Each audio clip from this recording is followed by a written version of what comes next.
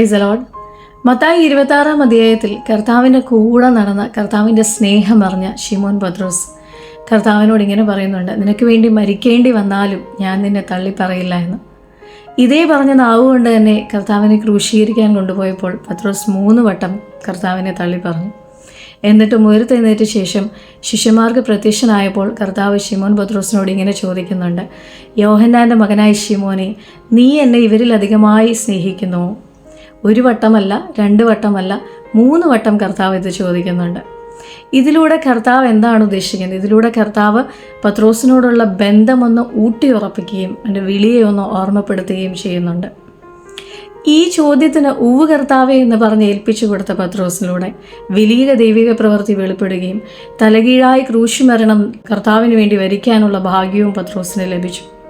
ഇതുപോലെ നമ്മളും ജീവിതത്തിൽ ഇടറിപ്പോയ നിമിഷങ്ങളുണ്ടാവും, വിശ്വാസത്തിൽ പിന്മാറിപ്പോയിട്ടുണ്ടാവും. നമ്മുടെ ജീവിതത്തിൽ മാത്രം എന്താണ് കഷ്ടത എന്ന് പറഞ്ഞ് കർത്താവിനെ തള്ളിപ്പറഞ്ഞ നിമിഷങ്ങളുണ്ടാവും. എത്ര ദൂരം നമ്മൾ കർത്താവിനെ വിട്ട് ഓടിയാലും അത്രമേൽ നമ്മളെ കാത്തു നിന്ന് കർത്താവ് ഇതേ ചോദ്യം നമ്മുടെ ചെവിയിൽ ചോദിക്കും, കുഞ്ഞേ, നീ ഇവരിലധികമായി എന്നെ സ്നേഹിക്കുന്നുവെന്ന്. ലോകം നമ്മുടെ കുറവുകൾ നിരത്തി നമ്മളെ പിന്മാറ്റക്കാരനെന്ന് മുദ്രകുത്തി മാറ്റി നിർത്തുമ്പോഴും കർത്താവ് നമ്മളോട് ഇതേ ചോദ്യം ആവർത്തിച്ചുകൊണ്ടേയിരിക്കും, നീ ഇവരിലധികമായി എന്നെ സ്നേഹിക്കുന്നുവെന്ന്.